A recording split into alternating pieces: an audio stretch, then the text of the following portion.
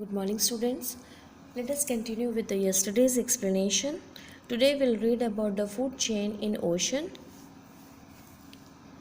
Now we will go very far away from our home to the oceans. Oceans have so much of water that they never dry up. Three-fourths of Earth's surface is covered with seawater and the rest is land.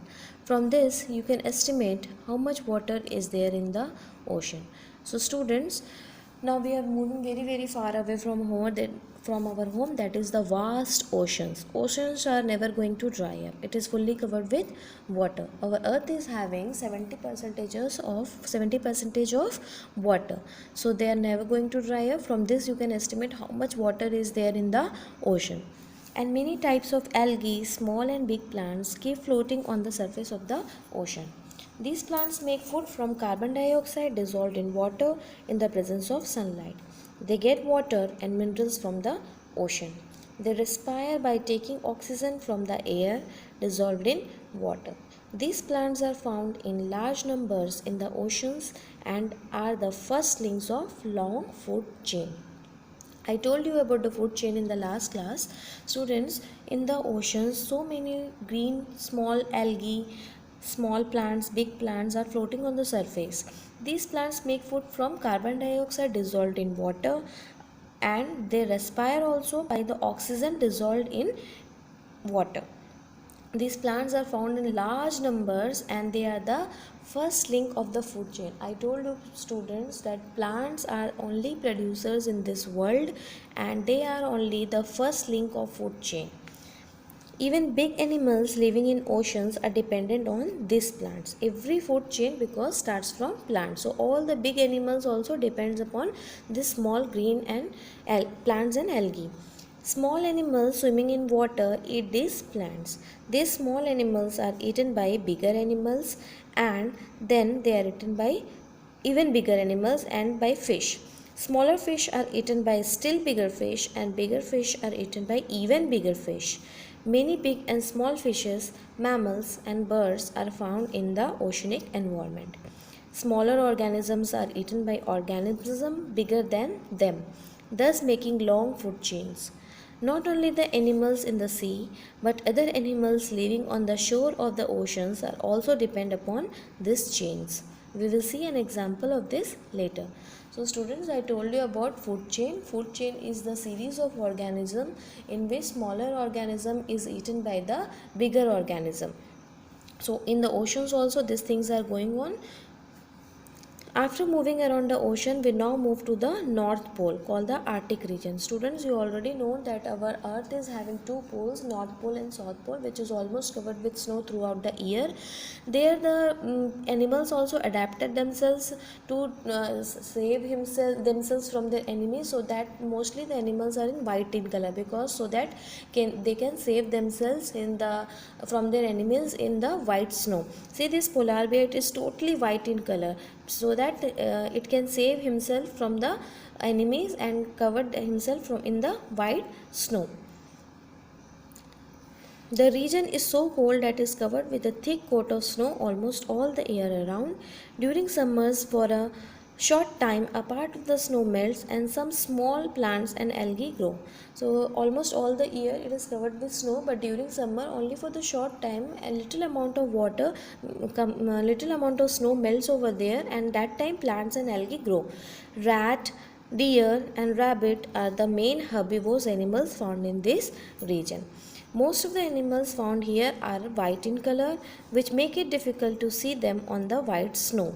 The common carnivorous animals of this region are bear, wolf, fox and owl. So the main herbivorous animals found in this region are rat, rabbit, deer, etc. And the carnivorous animals found in this region are wolf, fox and owl. Student, what is carnivores and herbivores? Animals those who are eating only herbs are called herbivores, and animals those who feed on flesh are called carnivores. Bears found in Arctic region are white in color and are huge in size. They are very big in size. You can see in the figure 1.2. See this polar bear, very big in size and white in color. They are called polar bears. Think and tell why these bears are called polar bears. Why these bears are called polar bears, students? Because they are found in poles. Seal, a mammal, is the main food of polar bears. Seals are similar to dogs in appearance. They can swim in the sea and hunt for fish. Polar bear catches the seal when the seal comes on the shore to the rest. The interesting part is that food chain starting in the ocean ends on the earth with polar bears. I'll show you the seal. See, this is seal. It is just similar to, little similar to dog. So when the seal comes to the shore of the ocean to rest, as soon as possible polar bear go over there and catches him to its for its food. So the ocean plants and algae, see this chain, ocean plants and algae eaten by small plants, small animals. Small animals are eaten by big animals and small fish, and then again they are eaten by the big fish. Big fish are eaten by the seal, and seal eaten by the polar bear. Means it starts from the oceans and end in the land. Now from polar region we are moving to a country named Indonesia, located towards the east of India. This country does not have plain land like India because it is made up of about 13,000 small and big islands. So moving towards the Indonesia, this country does not have any plain land like India. It is made up of 13,000 small and big islands. One of the big island is Borneo. This island is very big and has huge caves in which millions of bats live. You can see in the figure 1.4. One of the big island is Borneo. This island is very big and has huge caves in which millions of bats live. See in this figure 1.4, this is bat. These caves are so deep that sunlight cannot reach inside and they are always pitch dark. Bats hang on the walls of the caves and come out in the evening to search for food. Their food is small insects flying in the air and the nectar of flowers and fruits. So students, this cave is very dark and always sunlight cannot enter over there, cannot reach inside it, and this bat and their bats hangs on the wall of the caves and come out only in the evening for the search of their food. Their food is small insects flying in the air and the nectar of flowers and fruits. Now the question is, would there be plants growing inside these caves? Because there is no sunlight, and without sunlight how the plants will survive over there? Why would bats live in these caves where sunlight does not reach and no plants are found? They do this for their self-defense. Actually, my question was how plants found inside the caves. Plants are not inside the caves, no food is there inside the caves. And how bats are why bats going to live over there only, why it is not living anywhere else? Because to save themselves from their enemies, for their self defense. During the day they remain safe in the dark caves from their predators, from their enemies. Still in the evening when they come out for the caves, predatory birds like hawks and owls catch them and eat them. But then also when in the evening they come out for their food, their enemies catches them and like hawks and owls and eat them. Most of the food chain is outside the caves and only one link is inside. Like food, the bats get water only when they come out of the caves at night. So inside the cave there is no food and water, so they get water only when they are coming outside from the cave. See this plant eaten by the insect eaten by the bat, and bat eaten by the hawks and owls. So we have seen that our earth is full of vast diversities and various different organisms in the varying condition.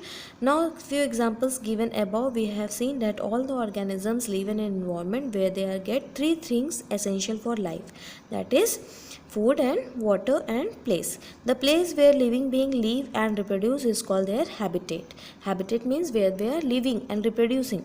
Body structures of organism is in different habitats get modified so that they can live in their habitat without any difficulty, and this is called adaptation.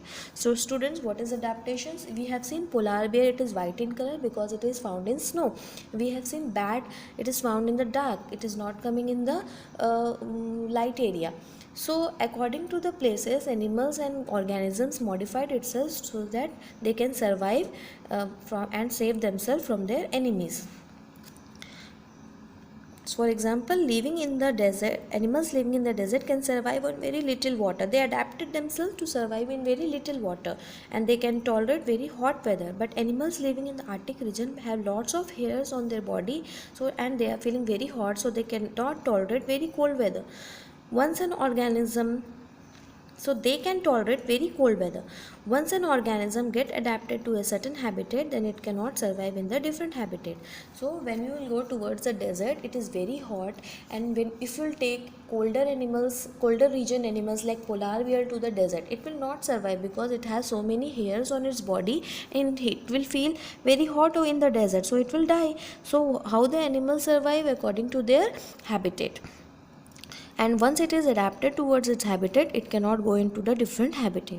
So organisms around us cannot survive in the desert or in the Arctic region.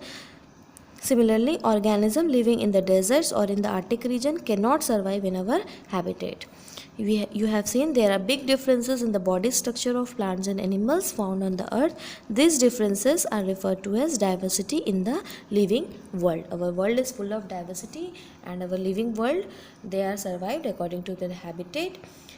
So students, here I am ending my today's explanation. Next class will continue more about this chapter. Thank you.